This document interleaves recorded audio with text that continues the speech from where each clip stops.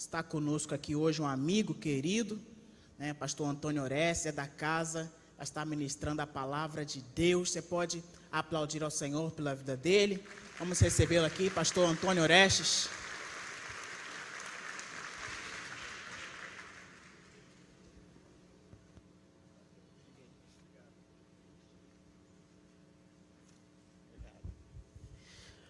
Boa noite, gente. Graça e paz. Que bom estar aqui mais uma vez. Que bom retornar a essa casa. Tem quase 2 anos que eu não venho aqui. Eu arrumei a inimizade com o pastor Jonas.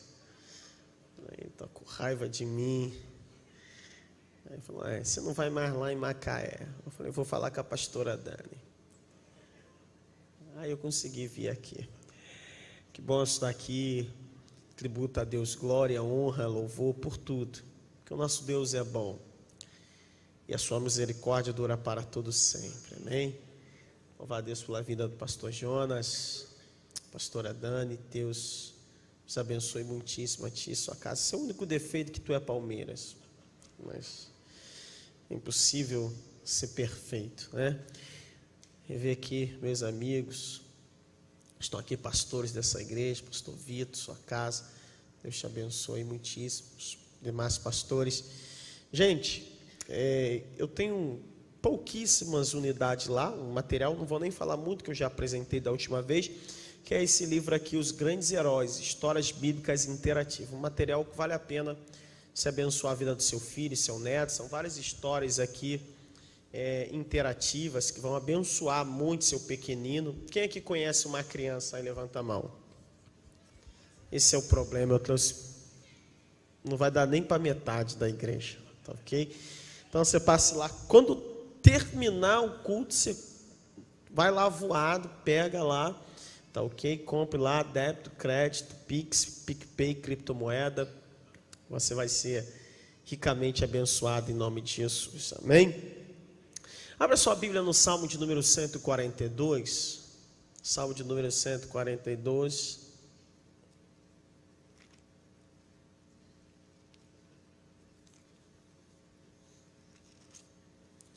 Verso 7. Depois vamos ler Filipenses 4, verso 4.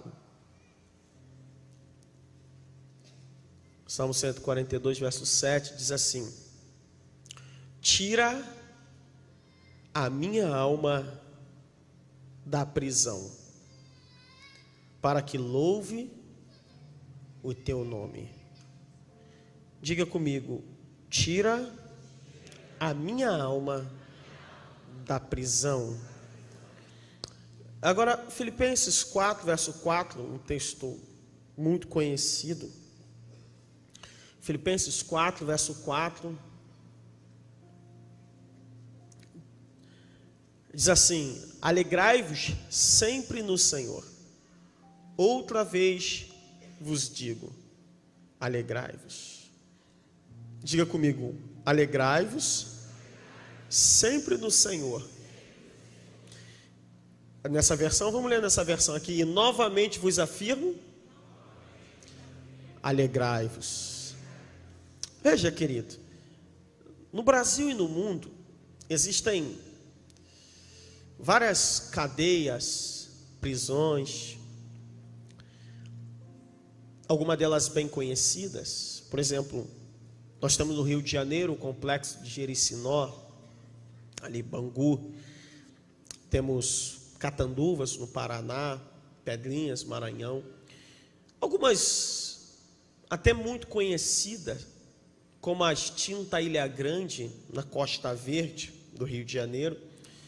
Como também algumas que foram cenários de filme, como Alcatraz nos Estados Unidos. As prisões, as cadeias são lugares ruins, terríveis, que ninguém gostaria de passar lá, ainda que seja um único dia. A nossa igreja tem um trabalho muito forte de ajuda nos presídios, casa de custódia. Eu já tive o privilégio de ir lá, levar a palavra. Quando você passa por aqueles muros altos, está a agonia no coração, um ambiente que não é um ambiente agradável. E a questão é que, por que a cadeia é um lugar tão ruim? Primeiro porque quem está preso toma banho de sol, mas vive nas sombras. Segundo é que quem está preso, encarcerado, ele tem contato remoto, não presencial, e recebe visita, mas não mantém relacionamento direto com quem ele ama. Terceira característica é porque na prisão você não come aquilo que você quer, você come aquilo que lhe é dado. E a pior de todas as características é porque na prisão o indivíduo tem sua liberdade restrita ao ambiente onde ele deve cumprir sua pena. Isso faz das prisões lugares horríveis para qualquer ser humano. Mas veja, nós lemos aqui Filipenses, e o livro de Filipenses é conhecido como Carta da Alegria. Diga após mim, Carta da Alegria. Pastor Ash, por que Filipenses é conhecido como Carta da Alegria? Porque nessa epístola, Paulo, por cerca de 16 vezes, ele utiliza a palavra alegria, os seus sinônimos. Para um livro que só tem 4 capítulos, dá uma média de 4 vezes por capítulo o apóstolo Paulo falando de alegria. Por isso é chamado de Carta da Alegria.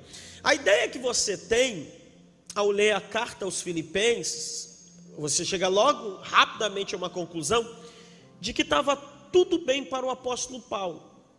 Paulo devia, quando escreveu a carta aos Filipenses, devia estar numa das ilhas gregas, andando no iate de luxo, tomando aquele suco de uva. Tem tempo que não pagam para mim, né? Tem suco de uva, um churrasquinho grego, né? A ideia que você tem é que Paulo devia estar com muito dinheiro na conta, o sal por cima da carne seca, né? A ideia que você chega rápido é que a família de Paulo estava tudo bem, tudo tranquilo, como o pessoal diz, tudo favorável. Mas quando você vai analisar a carta aos Filipenses, você descobre uma verdade. Qual é? A carta aos Filipenses pertence a um conjunto de cartas da Bíblia que são chamadas de cartas da prisão. Cartas da prisão.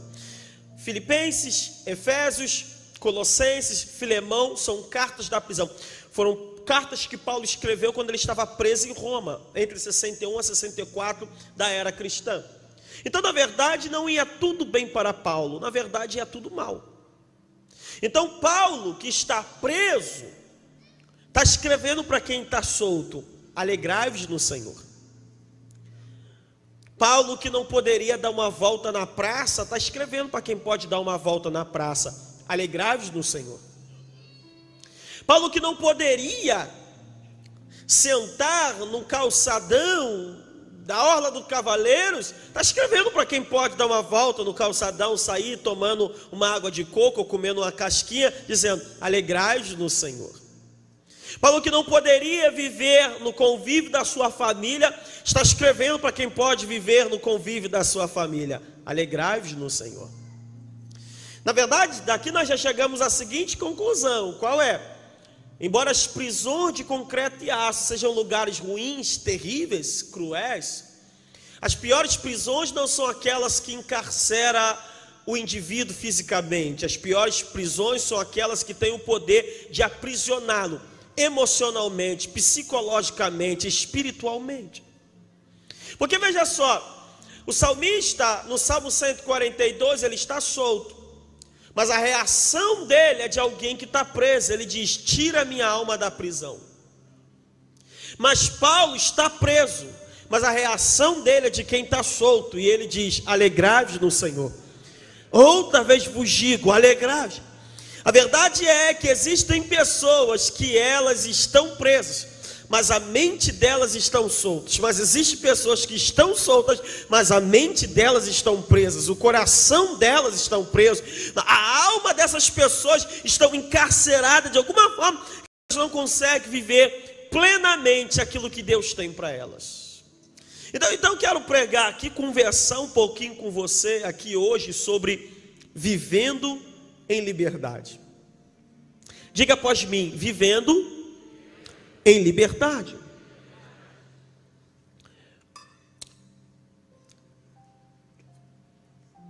Então, se você quer viver em liberdade, a primeira coisa que você precisa parar para pensar é: o que é que te aprisiona? Ou o que pode te aprisionar? O que pode me prender? O que pode te prender? Porque se eu quero viver em liberdade, eu preciso me fazer uma pergunta: o que pode me aprisionar? O que aprisiona a minha alma? O que aprisiona a minha mente? O que aprisiona as minhas emoções? Então, eu vou ser bem breve, bem superficial no que eu vou falar. Primeiro, o que aprisiona a minha vida? O que pode te aprisionar? Número 1, o pecado. Poucas coisas vão te aprisionar tanto quanto o pecado.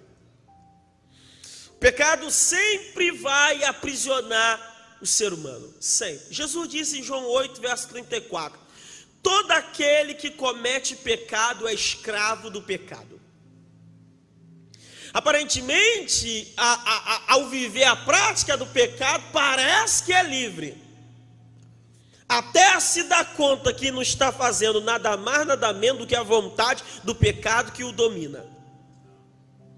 E a pessoa chega a essa conclusão quando ela quer mudar de vida, e ela percebe que tem uma força puxando ela para aquela prática. Então, o pecado aprisiona, o pecado sempre vai. Alguém disse que o pecado vai te levar mais longe do que você queria ir, vai te prender por mais tempo do que você achava que ele iria te prender, e vai te exigir um preço mais caro do que você estava disposto a pagar. A pergunta é: o que é pecado? A melhor definição de pecado está na própria Bíblia, 1 João 3,4. Todo aquele que comete pecado transgride a lei, porque o pecado é a transgressão da lei. Então o que é o pecado, pastor? O pecado é a transgressão da lei divina. Toda vez que Deus emite uma regra, uma norma, uma lei, e essa lei é quebrada, então ali se estabelece o pecado, porque o pecado é a desobediência do padrão que Deus instituiu.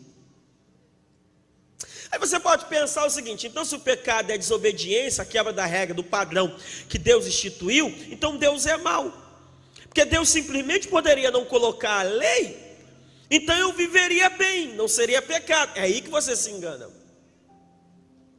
Porque quando você era criança, sua mãe chegava para você e dizia o seguinte: não coloca, você sabe que criança gosta de botar a mão na tomada, né? Ela dizia: não coloque a mão na tomada. Ela dizia isso para o seu mal ou para o seu bem? Quantas vezes meu pai brigava comigo, minha mãe brigava comigo, porque eu queria andar de bicicleta nos lugares perigosos. Não tem coisa melhor para um menino do que andar de bicicleta num lugar perigoso. Minhas feridas no corpo falam por si só. Quando minha mãe dava aquela regra para mim, ela parecia amar, até que eu me machucasse e eu percebia aquela razão. Na verdade, Deus criou o homem, Ele sabe o que é o melhor para o ser humano. Então Deus sabe até onde você tem que ir, como as coisas funcionam. Deus criou a família, então Ele sabe o melhor modelo de família, como a família tem que viver. Deus criou todas as coisas, então Ele sabe como elas funcionam.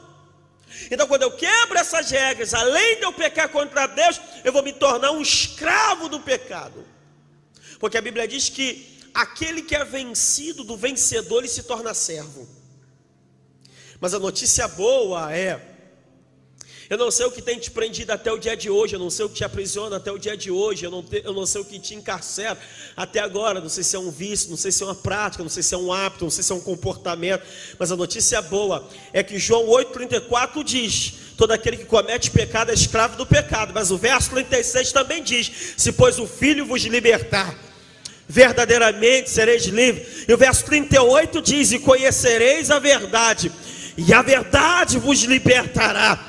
A verdade é o que liberta. A verdade do Evangelho liberta você de qualquer prática, liberta você de qualquer vício, liberta você, meu irmão. Não importa se todo mundo já olhou para alguém na tua casa e disse: para esse não tem mais jeito, para esse ninguém mais pode fazer nada por ele. É verdade, ninguém humano pode fazer, mas eu conheço alguém que morreu, ao terceiro dia ressuscitou, e o sangue dele é poderoso para libertar qualquer pessoa. Você sabe qual é o problema do pecado? É que o pecado ele trabalha em parceria. É que o pecado ele abre uma brecha para um outro ser, quem? O diabo. O pecado ele abre uma brecha para o diabo. Esse é o problema do pecado, que a Bíblia diz em Efésios 4, verso 27, não deixe lugar ao diabo. Então quando eu peco, o problema não é apenas pecar, é que o pecado ele vai dar legalidade ao diabo. E o que o diabo faz? Ele se aproveita dessa legalidade para te escravizar. E como é que ele te escraviza, pastor? De diversas formas. Uma delas, no modo de pensar. Segundo, cadeias espirituais. Cadeias espirituais. Às vezes você vê pessoas que aparentemente elas estão soltas, mas espiritualmente elas estão presas. Eu já cansei de entrar em lugar que só de pisar naquele lugar eu percebi que havia ali uma influência demoníaca. Em cada lugar, em cada ambiente, com cada pessoa, Satanás trabalha de modo diferente. Tem gente que ele trabalha no casamento, tem gente que ele trabalha na finança, tem gente que ele trabalha na saúde, tem gente que ele trabalha no comportamento. Ele vai trabalhando de forma a prender pessoas. Por isso que Jesus, quando começou a pregar, ele cita Isaías 61, ele diz assim: o Espírito do Senhor está sobre mim, porque me ungiu para pregar boas novas aos mansos, pôr em liberdade aos cativos, abertura de prisão aos presos. Veja, olha o que Jesus disse: pôr em liberdade aos cativos, abertura de prisão aos presos, anunciar o ano aceitável do Senhor. Quando foi que Jesus foi para uma prisão? Quando foi que Jesus, na Bíblia, você leu que Jesus estava numa cadeia? Nunca. Então, de que prisão é essa que ele está falando? Ele não está falando de uma prisão física. Ele está falando de uma prisão espiritual. Cadeias espirituais. Prisões espirituais. É por isso que Lucas capítulo 13, Jesus cura uma mulher que o texto diz que há 18 anos ela andava encurvada, pastor Jonas. Essa mulher andava há 18 anos encurvada, mas o texto não diz que ela andava encurvada porque ela tinha um problema na lombar. Ela não andava encurvada porque ela tinha um problema na cervical. Ela andava encurvada porque ela tinha algum problema em uma das vértebras da sua coluna. Não, por que aquela mulher de 18 anos ela andava encurvada? O texto diz que havia nela um espírito de enfermidade. Havia nela Aquela mulher poderia fazer o exame que fosse, aquela mulher poderia tomar o remédio que fosse, aquela mulher podia fazer a terapia que fosse, aquela mulher poderia fazer qualquer coisa, ela nunca iria ficar boa. Por quê? Porque o problema dela não se resolveria com armas terrenas, o problema dela se resolveria com armas espirituais. É por isso que quando Jesus vai libertar aquela mulher, os fariseus vão reclamar, ele vai dizer: não me convinha soltar esta filha de Abraão, que há 18 anos Satanás a mantinha cativa. Não me convinha soltar. Você só solta quem está preso. Eu já contei aqui uma vez, numa outra mensagem, eu tenho um parente que ela tinha uma dor de cabeça aguda, e aquela dor de cabeça não passava por nada, tomava remédio, ia no médico, nada resolvia. Aquela dor de cabeça forte que parece que a pessoa vai enlouquecer. E um dia ela estava no culto. Essa pessoa não é crente até o dia de hoje. Bicho teimoso. Aí olha só, ela estava num culto. Olha a misericórdia de Deus. Deus usou o pastor. Eu vi a cena. Ele diz assim: tem aqui uma pessoa que você sente uma dor de cabeça crônica. Essa dor de cabeça, quando ela vem, parece que você vai enlouquecer. Você já tentou de tudo, ela não passa. Essa dor de cabeça é de origem espiritual. Mas Deus hoje está repreendendo essa dor de cabeça. Nunca mais ela teve aquele problema. Por quê? Porque aquilo era espiritual. É por isso que a Bíblia diz, em Isaías 10, verso 27, acontecerá naquele dia que a carga será tirada do seu ombro e o jugo quebrado por causa da unção. Escute, você já viu quando você convida alguém que ela está passando por muito problema, você percebe que ela está oprimida, sobrecarregada, e você diz assim: vamos no culto, vamos lá, na igreja tem um pastor legal, ele vai orar por você, vai ter uma palavra, tem louvor, vamos lá, vamos fazer uma campanha. Você chama a pessoa para vir ao culto. Eu fico dando trabalho para o câmera, que eu fico andando para lá e para cá, eu estou vendo ele tentando me acompanhar. Escute, Aí a pessoa vem para o culto. Termina o culto, primeira coisa que você pergunta àquela pessoa: e aí, como você está se sentindo? Não é isso que você faz? O que ela responde para você? Estou me sentindo mais leve. Ou estou me sentindo aliviada. Não é assim que ela responde? Você pega essa resposta e parece para você: ah, que bom, Deus abençoou. Parece uma resposta comum, mas ela não é. Olha o que ela está dizendo para você: estou me sentindo mais leve. Por que ela te deu essa resposta? Lembra do que Jesus disse em Mateus 11, 28? Venham a mim, todos que estão cansados, sobrecarregados, e eu...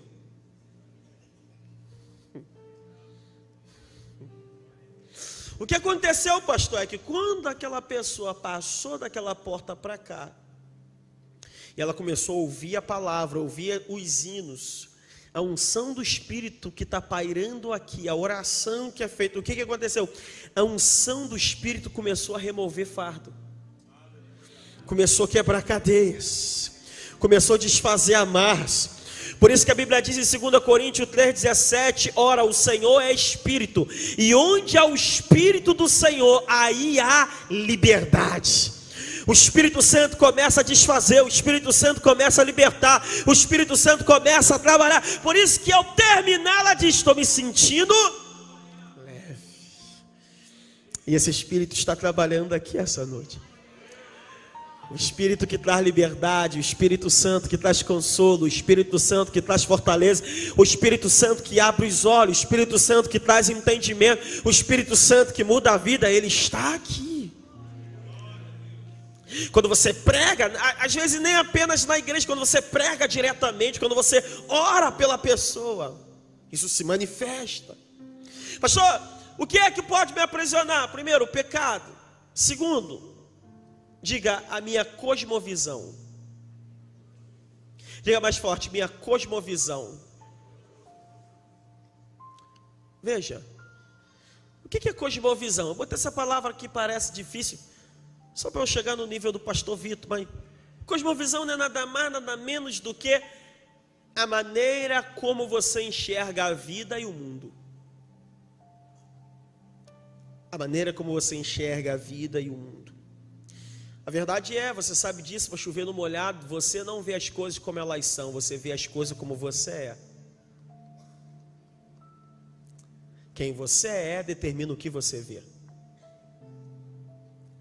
É por isso que uma mesma coisa será vista de forma diferente por pessoas distintas. E como é que é a nossa cosmovisão, pastor? A nossa cosmovisão, ela é gerada pela nossa crença, pelos nossos valores, pela nossa criação, pela nossa cultura. Então, quando isso tudo, essa bagagem emocional, psicológica, espiritual está dentro de você, ela faz com que você veja a vida a partir dessa ótica. Então, dependendo da forma como você vê as coisas, você pode se tornar prisioneiro da maneira como você enxerga. Então, às vezes, a tua prisão é gerada pela forma como você vê as coisas. Às vezes, você está reclamando de uma coisa que, na verdade, você deveria estar agradecendo. E, às vezes, você está celebrando uma coisa que, na verdade, você deveria estar arrependido de tê-la. Às vezes, você está reclamando da sua casa e até falando com Deus.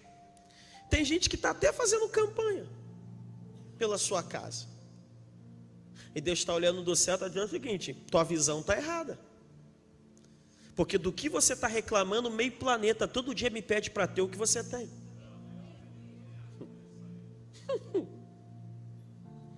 Na verdade, o problema não está nas coisas, nem nessas pessoas, mas na forma como você enxerga. Eu já vi mãe reclamando do filho, que eu de fora olhei e disse: rapaz, se ela soubesse o que as outras mães passam com os outros filhos, ela não reclamava desse. Você conhece a história? Um dia, tinha uma mulher olhando a vizinha estender roupa. Ela, observando a vizinha estendendo a roupa, chamou seu marido e disse: meu bem, nossa, essa vizinha não tem um mínimo de higiene. Dá uma olhada só como é que as roupas delas estão sujas, imundas. Ixi. O marido chegou para dar uma olhada, se aproximou, chegou perto da janela e disse assim: meu amor, não são as roupas da vizinha que estão sujas, são nossas vidraças que estão encardidas.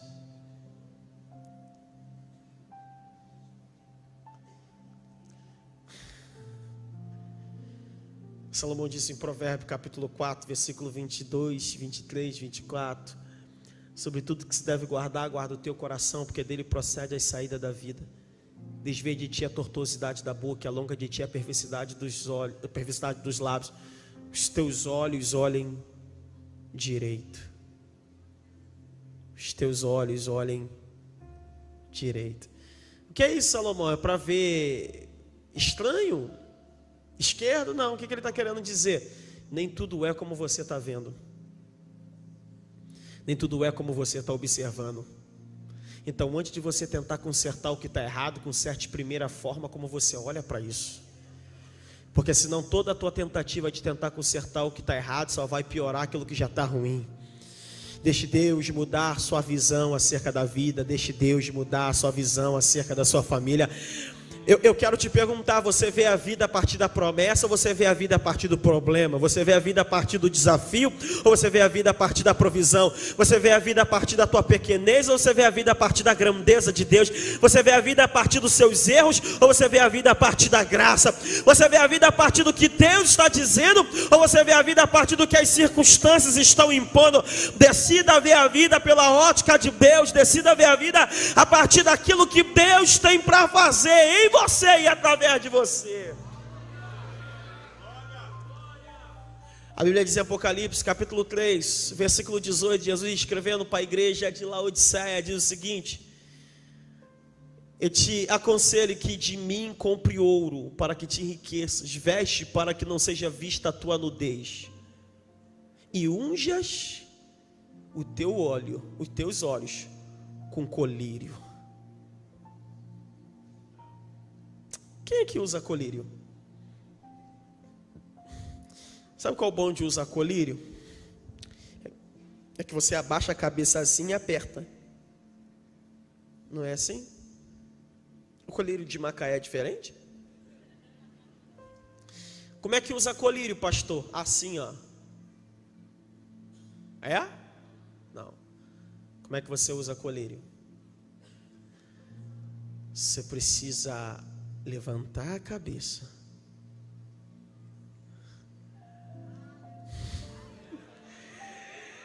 Você precisa levantar a cabeça e abrir bem os seus olhos. O problema é que você está olhando muito para baixo. Você precisa olhar mais para cima, porque é de lá que vem o teu socorro, é de lá que vem a resposta, é de lá que vem o milagre, é de lá que vem a resposta, é de lá que vem a solução, é de lá que vem o que você precisa para a tua vida, o que você precisa para a tua casa, o que você precisa para a sua família. Você crê nessa palavra? Pastor, que pode me aprisionar? Diga comigo: uma mentalidade equivocada. Diga: mentalidade equivocada. A forma como você pensa. Seu maior inimigo não é o diabo. Não é que ele não é um inimigo, mas a forma como você pensa. Veja, o que são pensamentos? Para mim, pensamentos são palavras invisíveis. O que você pensa constantemente é o que você está dizendo para você mesmo. Se você só pensa besteira, você só está falando de besteira para você. Se você só pensa em desgraça, você só está pensando em desgraça para você. Se você só pensa nas tragédias do passado, você está repetindo as tragédias do passado para você. Por isso que a Bíblia diz em Colossenses capítulo 3, se já ressuscitais com Cristo, buscar as coisas que são de cima, onde Cristo está sentado à direita de Deus. Pensai nas coisas que são de cima.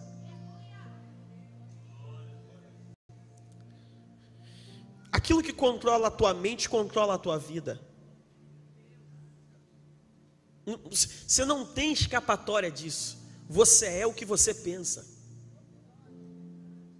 Você é o que você pensa.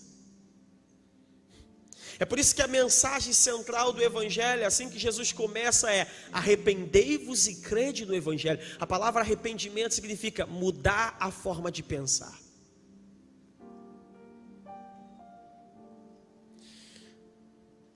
A tua vida é como um smartphone. É igual à sua mente.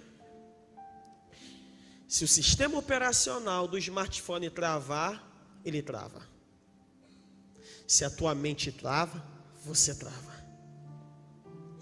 Você pode dominar a matéria, mas se na hora da prova a tua mente travar, você não faz a prova. Você pode ter habilidade e conhecimento para fazer qualquer coisa. Se o nervosismo te controla, você não executa. Tudo começa aqui. Por isso a Bíblia diz em Romanos 12, verso 2: e não vos conformeis com este mundo, mas transformai-vos pela renovação do vosso entendimento. Para quê? Para quê? Qual seja a boa, agradável e perfeita vontade de Deus. Olha o que a Bíblia está dizendo: transformai-vos pela renovação da vossa mente. Para quê? Experimenteis. Veja, eu achava que eu experimentava automaticamente a vontade de Deus, mas esse texto está dizendo que eu só experimento a vontade de Deus se a minha mente for renovada. E então aqui é o nosso problema, porque nós dizemos para Deus: Deus, a tua vontade é boa, agradável e perfeita. Por que eu estou vivendo essa prova? Deus, se a tua vontade é boa, agradável e perfeita, por que eu estou no meio desse problemão aqui? Na verdade, enquanto você viver, você vai ter lutas nessa vida. Se você não quiser luta, então você tem que morrer. Mas eu não estou falando das lutas que são comuns à vida, eu estou falando do problema que você sabe que não deveria estar vivendo. E nós dizemos: Deus, por que eu estou passando por isso? Se a tua vontade é boa, agradável e perfeita. Mas o texto diz: transformai-vos pela renovação da vossa mente. Para quê? Experimenteis. Quando você aceitou Jesus, você se tornou uma nova criatura. Mas a tua mente é velha. Quando você entregou a tua vida a Cristo, o Espírito Santo gerou um novo ser dentro de você. Você foi regenerado no Espírito, mas a tua mente é velha. E se você todo dia não pegar a tua mente e atualizá-la com o que Deus pensa, a Bíblia diz, o Espírito tem, você não vai experimentar o que Deus tem para você. Por quê? Porque teu modo de pensar é contrário ao que Deus preparou para você. Seu modo de raciocinar é inimigo do que Deus está fazendo para você. E aí, teu maior inimigo é você. Olha para quem está do teu lado e diga assim: sua mentalidade está te destruindo. Por que você acha que nós temos que ler a Bíblia? Para nós atualizarmos a nossa mente com aquilo que Deus diz. Deixa eu dizer uma coisa para você: enquanto você continuar vivendo dizendo eu acho, eu penso, fui criado assim, isso é da minha maneira, tu vai continuar se dando mal. Eu vou continuar arrumando problema para mim mesmo. É menos eu acho e mais a Bíblia diz, é menos eu penso e mais o Senhor falou, é menos eu fui criado assim e mais assim diz o Senhor. Não é o que eu acho que muda a minha vida, não é o que eu penso que muda a minha vida, não é o que eu imagino que muda a minha vida, é o que o Criador diz que muda a minha vida, é o que o fabricante determinou que vai mudar a minha história. Você não compra um eletrodoméstico, pega o manual e diz assim, eu acho que é dessa forma. Você compra um eletrodoméstico, vem o manual e você diz, é assim que ele funciona. Qual é o nosso problema? Nós pegamos o manual e dizemos, não é bem assim. Essa foi a história da serpente para Eva. Deus falou que vai morrer, mas vai morrer não.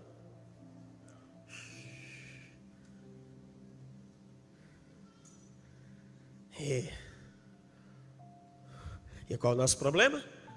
É que nós somos uma tríade. Pensamos, sentimos e agimos. Pensamos, sentimos e agimos. Pensamos, sentimos e agimos. Então, se eu controlo o que você pensa, eu controlo o que você faz. Por isso que a Bíblia diz que o diabo cegou o entendimento dos incrédulos. Como é que o diabo leva alguém a pecar? Ele trabalha na mente. Então, como ele muda a forma como a pessoa entende, raciocina, então ele controla o comportamento.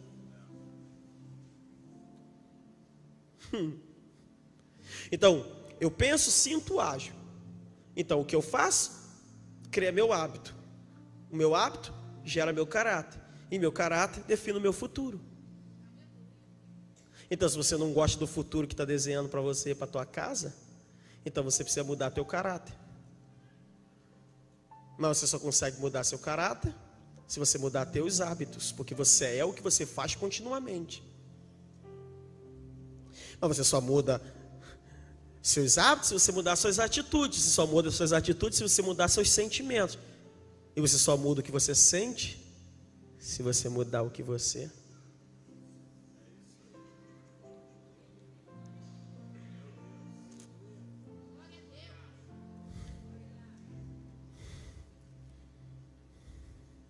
E sabe por que a gente tem dificuldade de mudar a nossa mente? Porque isso vai depender do que a nossa mente está cheia. Um dia desse eu queria... Às vezes eu quero baixar alguma coisa no telefone, algum vídeo, alguma coisa interessante. Aí quando eu vou fazer, que eu vou operar, não dá, memória cheia. Eu não tenho um celular igual o teu. Isso é implicância minha dele, tá? Ele implica comigo, eu implico com ele. Aí olha só. Mas não é porque meu celular não tem uma memória boa, meu celular tem uma memória extraordinária, mas como é que eu ocupei tanta coisa? Além da memória do telefone, ainda tem um Google Drive. E eu ocupei também o Google Drive. Aí você me pergunta, Orestes, o que tu arrumou? Aí eu vou lá na galeria e tal, vou olhar. Tá cheio de videozinho do Zap. Nada contra, eu também gosto de rir. Gosto de uma zoeira. Tá cheio de foto que não presta mais. Tudo na minha memória. Então eu não tenho capacidade de baixar coisa nova, porque eu estou ocupado com coisa velha desnecessária. Aqui não tem ninguém assim não.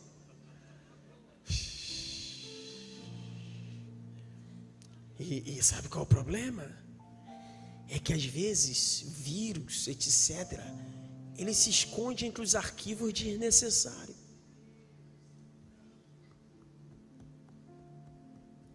E chega uma hora que o telefone começa a bugar, como diz a rapaziada, bugar, não está funcionando de jeito nenhum. Então o que você precisa fazer? Excluir tudo. E quando excluir tudo não funciona, pastor? Então você precisa fazer backup do que interessa e voltar às configurações original de fábrica. Porque você não nasceu desse jeito. Você aprendeu isso no decorrer da sua vida. Você se tornou isso no decorrer da tua caminhada. Mas você não nasceu falando essas coisas que você fala. Você não nasceu fazendo essas coisas que você faz. Você aprendeu isso, você adquiriu isso. Só que isso está te destruindo. Mas aqui é um conselho. Volte às configurações original de fábrica. Aproveita que o Wi-Fi do céu está liberado. Já conecta via Espírito e receba algo novo para viver coisas extraordinárias na sua vida, coisas extraordinárias na sua casa, coisas extraordinárias no teu casamento. Você crê nessa palavra aqui? Você recebe isso aqui em nome de Jesus? Você crê nisso aqui? Diga para quem está do teu lado assim: jogue fora os arquivos que não prestam, para abrir espaço para coisas novas.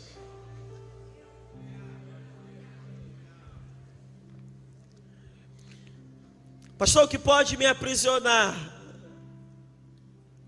Diga comigo: feridas emocionais. Veja, a Bíblia diz em Provérbios 18, verso 19,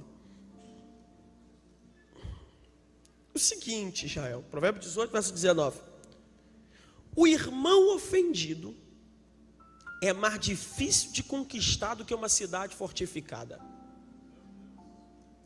E as contendas são como o ferrolho de um palácio. Vamos analisar, é exegese que se fala? Vamos analisar o que o texto quer dizer.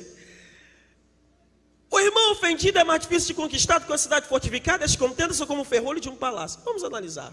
Esse texto quer dizer que você tem que ter cuidado para não ofender as pessoas, porque depois vai ser mais difícil você ganhá-las de volta.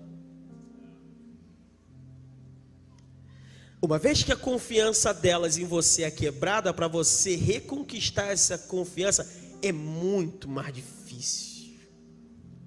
O irmão ofendido é mais difícil de conquistar do que uma cidade fortificada. Uma cidade fortificada fala de quê? De muros altos, altas defesas. Quando alguém te fere, alguém te machuca, alguém te trai, a tendência natural é você criar seu mecanismo de defesa entre em ação. Então você vai criando barreiras para não se ferir mais, barreiras para não se machucar mais, barreira para não ser traído mais, barreiras para não ser maltratado. Então você vai criando linhas de defesa.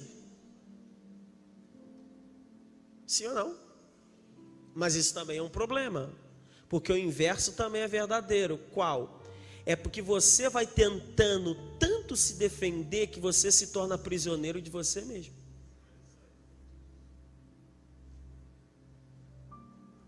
Você vive tanto para não ser machucado que você esquece de viver.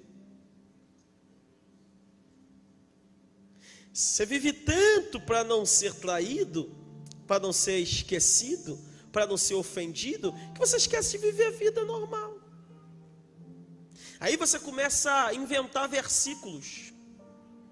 Quanto mais conheço as pessoas, mais amo meus cachorros. Tu já leu esse versículo? Eu li esse versículo outro dia, mas não foi na Bíblia. Você já ouviu esse evangelho? Não. Com todo respeito, porque tem gente aqui que tem idade de ser meu avô. Aqui, idade de ser meu bisavô aqui, ó. Escute.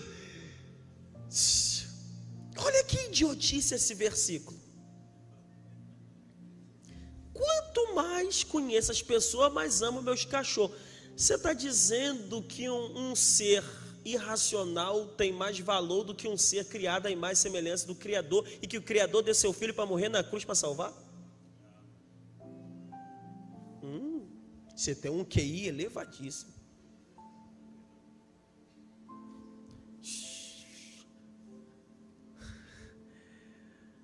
Aí você diz assim: pastor, mas espera aí, gato escaldado tem medo de água fria. Eu não sabia que Jesus apacentava gato, não. Para mim ele só apacenta ovelha.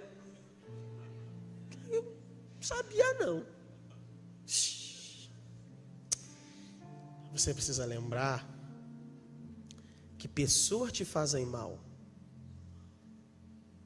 mas são pessoas que também te fazem bem. Nada contra os cachorros, os gatos, os calopsitas, os peixes, nada contra. Eu gosto dos bichinhos. Amo, sou amigo da natureza. Salve o planeta. Nada contra. Só que se você se estribuchar, cair no chão, estribuchar, por mais inteligente que seja o labrador, ele não vai poder fazer cirurgia em você. Tu vai precisar de um ser humano. É o ser humano que te machuca, mas é um outro ser humano que te cura.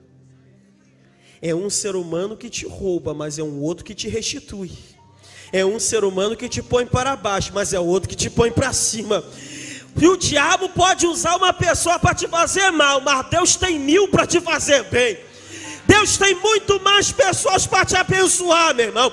Deus tem muito mais pessoas para te fazer feliz. Então não seja prisioneiro das suas feridas emocionais. Pastor, todo mundo é sem vergonha. Todo mundo inclui você. Por isso que eu digo, quase todos. Eu estou fora. Escute, não é porque alguém brincou com as suas emoções que todo mundo não presta. Não é porque um homem te fez mal que todo homem é mal. Não é porque uma mulher te fez mal que toda mulher é ruim. Não seja prisioneiro das suas emoções. Não seja prisioneiro de ficar o tempo inteiro com medo do que os outros vão falar. Eu estou com medo, sabe, do que eles vão dizer. Eu vou dar um conselho para você. Tu sabia que se tu fizer eles vão falar? Mas se tu não fizer eles também vão falar? Se eu deixar o cabelo continuar assim, eles vão falar. Parece que ele tomou um choque. Mas se eu raspar o cabelo, eles vão dizer, parece o tio Chico da família Adams. Se você comprar, eles vão dizer que você está com dinheiro. Se você está duro, eles vão dizer, ganha tanto dinheiro no seu dipõe.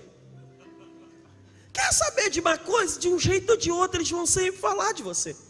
Então, já que eles vão falar, que eles falem que Deus está te abençoando, que eles falem que Deus está te prosperando, que eles falem que você está crescendo, que eles falem que você mudou de vida, que eles falem que você está vivendo uma nova história, porque você não é mais prisioneiro das suas emoções.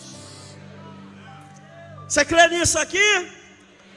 Olha essa pessoa que está do seu lado, diga assim, eu só vou acreditar que você não é mais prisioneiro das tuas emoções se você me pagar um rodízio essa semana. Meu Deus. Só se alguém aqui me levar para jogar golfe.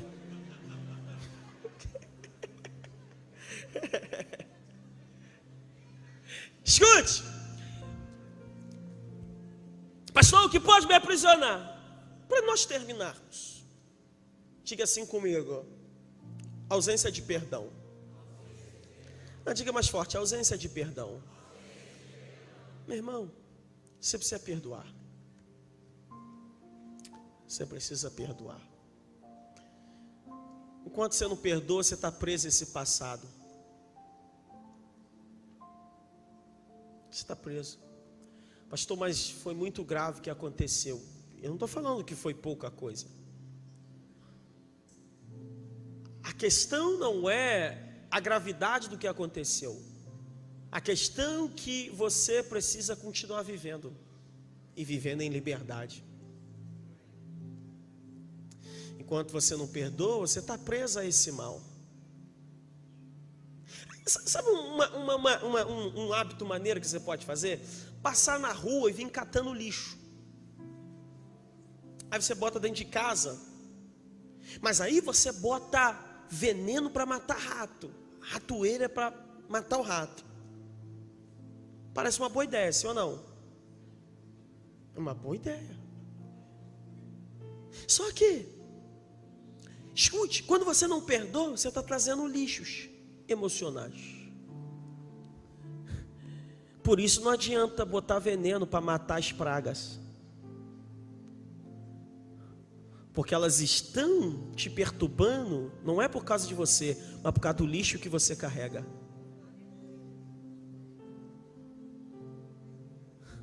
Então você precisa se livrar do lixo, para parar de atrair as pragas.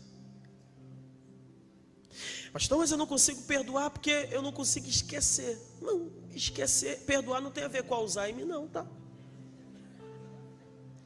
Tem gente que acha que perdoar é assim, ela dobra o joelho, vem um anjo com uma madeira desse tamanho e dá uma paulada na cabeça. Pá! Oh, meu irmão, Deus me fez esquecer de tudo.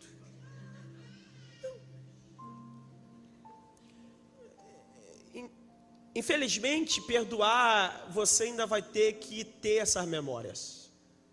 A diferença é que como você perdoa, elas vão se tornando mais fracas e sumindo. E ainda que alguém menciona, você lembra do assunto, é como uma cicatriz fechada. Você olha, sabe como se feriu, mas pode tocar, que não dói mais. Já está sarado, já está curado. Perdoe. Pastor, como é que você sabe que eu posso perdoar? É bem simples. Diga assim comigo: eu só posso dar o que eu recebi. Diga assim: você pode pregar? Pode. Jesus não mudou a tua vida? Então você pode falar para os outros que Jesus fez na tua vida.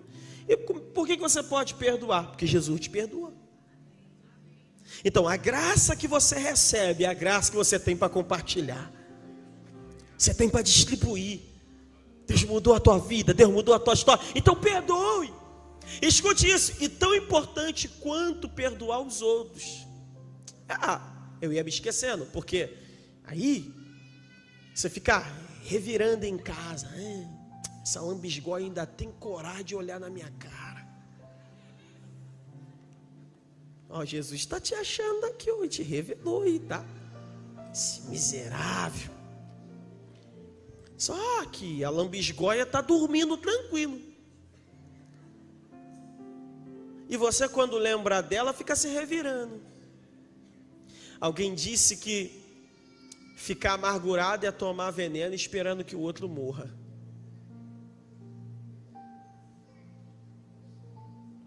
E tão importante quanto perdoar os outros é você se perdoar. Por quê, pastor? Porque Deus te perdoa. Você não se arrependeu? Você não foi lá e confessou para Deus? Você não fez o que tinha que ser feito do ponto de vista humano para resolver essa situação? Então, se você fez sua parte e Deus te perdoou, acabou. Pastor, mas o diabo ainda está me acusando. Tá ok. Ele só pode te acusar do teu passado, não do teu futuro. Porque a partir do momento que Deus te perdoou, nenhuma condenação há mais para aqueles que estão em Cristo Jesus, que não andam mais segundo a carne, mas segundo o Espírito. O sangue de Cristo apagou, meu irmão. O sangue de Cristo te perdoou. Sabe qual é a notícia boa? Teu nome está escrito no livro da vida. O Espírito Santo mora dentro de você. E um dia nós vamos morar no céu com Jesus. Vamos terminar? Pastor, o que pode me aprisionar? Diga comigo: reação equivocada. Reação equivocada, ou melhor, reação errada. Pior do que os outros fazem com você é o que você se torna a partir do que eles fizeram contigo. Diga comigo: pior do que o que alguém pode ter feito a mim é o que eu faço a mim mesmo a partir do que me fizeram. Já não basta o mal que te fizeram e você vai fazer mal a si mesmo por causa do mal que te fizeram? Veja, olha o raciocínio. Por que o aborto é uma maldade? Em qualquer caso. Vamos botar um caso de violência extrema. Não estou defendendo nenhuma violência. Escute. Porque a reação não é contra o ofensor, mas contra o inocente. Por mais difícil que seja.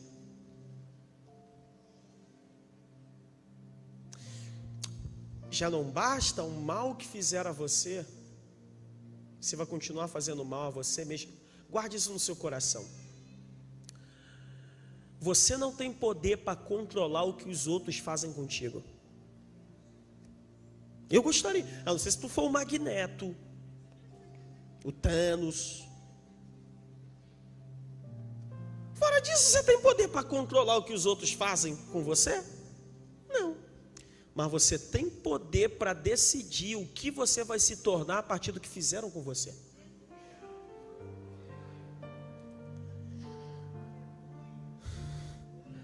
Você pode juntar essas pedras e construir muros para se defender, ou para construir pontes para continuar avançando.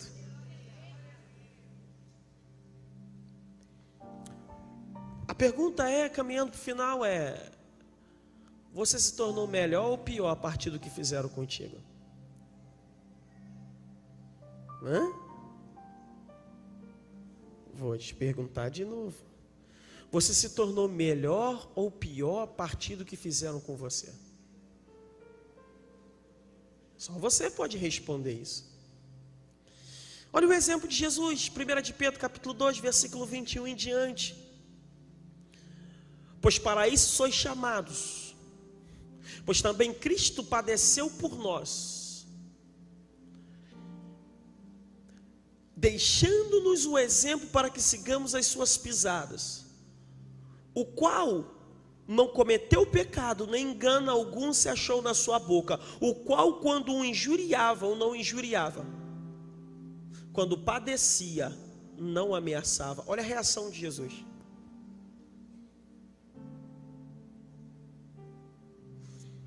Sabe qual é o problema? É que você não percebe que às vezes o jogo é te tornar igual a eles. E você se rebaixa.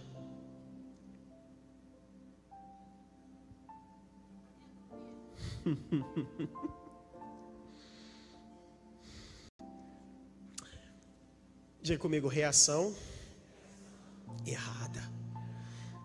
Quem aqui já viu uma tartaruga, o que ela faz quando ela se sente ameaçada? Quem aqui já viu? O que a tartaruga faz quando um cachorro, um gato a ameaça? O que ela faz? Hã? Como é que ela faz? Se encolhe no casco, né? Ou se esconde no casco. Vou te fazer uma pergunta. A tartaruga encolhida do casco, o gato pode fazer alguma coisa contra ela? O cachorro pode fazer alguma coisa contra ela? Não, porque ela está encolhida no casco, protegida. Mas você também reparou que ela também não pode andar? Esse é teu problema. Aí você pergunta, por que a minha vida não anda? É porque a maior parte do tempo você está procurando se esconder, se defender.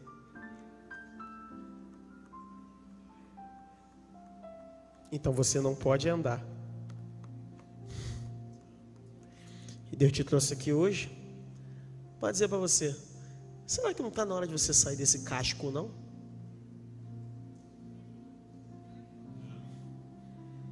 Não está na hora de você sair dessa zona de defesa que você entrou e ficou aí enclausurado, enclausurada? Olha para quem está do teu lado e diz assim, ó, Deus te trouxe aqui para te tirar dessa prisão e você voltar a viver em liberdade. Diga, reaja da forma correta. Diga, reaja do jeito certo. Diga, não seja prisioneiro das suas emoções. Não seja prisioneiro do pecado. Não seja prisioneiro da maneira como você vê. Diga, perdoe. Reaja corretamente. Deus tem uma nova história para a tua vida. Deus tem uma nova história para você. Você vai aplaudir bem forte ao nome do Senhor Jesus. Fica de pé comigo, por gentileza.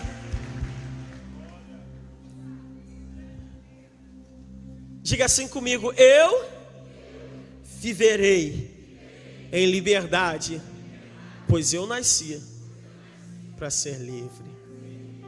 Aleluia. Eu quero declarar que seu sono será tranquilo e suave.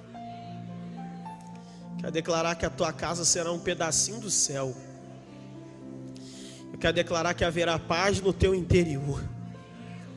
Eu quero declarar que seus problemas psicossomáticos serão resolvidos pelo poder da paz que há em Jesus. Eu declaro na autoridade do nome de Jesus que toda acusação cai por terra e uma nova história surge para você por causa do poder do Espírito Santo que está atuando aqui essa noite. Eu quero declarar sobre a tua vida que a maneira como você vê a vida, a maneira como você olha para você, a maneira como você encara o desafio vai mudar, porque você não vai encarar o desafio a partir do ponto de vista do problema, mas você vai encarar os desafios a partir da promessa, do que Deus liberou sobre você, do que Deus falou para você e do que Deus ainda vai fazer na tua vida. Os melhores dias da sua vida só estão começando, os melhores tempos para você só estão iniciando, porque independente do que passou, mais tem para vir, independente do que aconteceu, mais coisas poderosas Deus ainda vai fazer na tua história. Você crê nessa palavra aqui? Você recebe isso aqui? Aleluia! Se você crê, dê um aplauso forte a Jesus.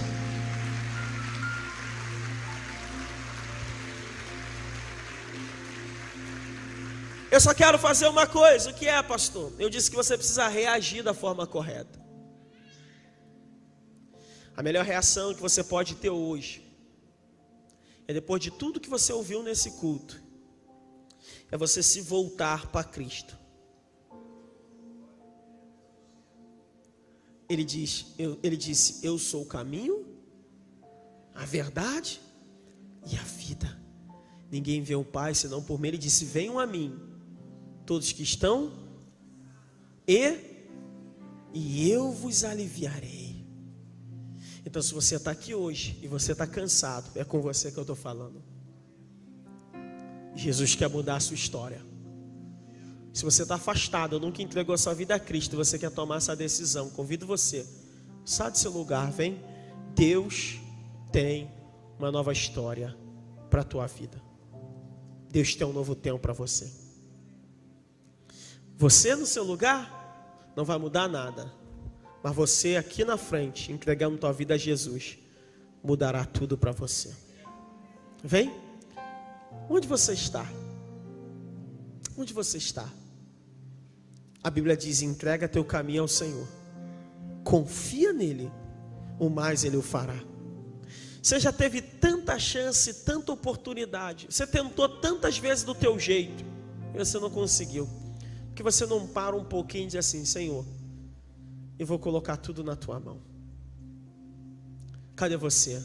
Sai do seu lugar, vem. Deus tem uma nova história para você. Se tem alguém aqui, eu convido você a sair do seu lugar. Nada impede você de tomar essa decisão.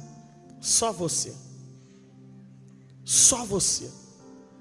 Só você pode privar-se de viver o que Deus tem para a sua vida. Cadê você?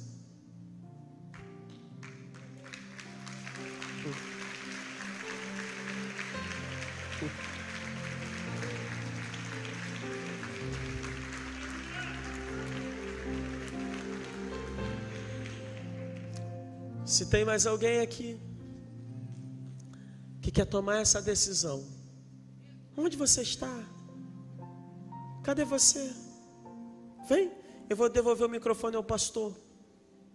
Você vai perder essa oportunidade ímpar que Deus preparou para você. Cadê você? Vem. Eu não sei se Deus vai te dar uma nova chance, mas eu sei que é de hoje Ele está te dando. E você precisa experimentar.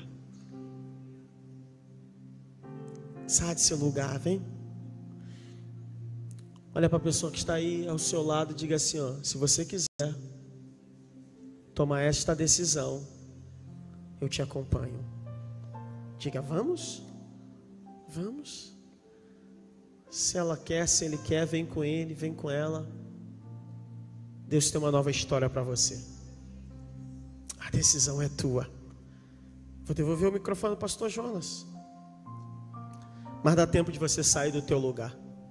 Deus tem um novo tempo para a tua vida.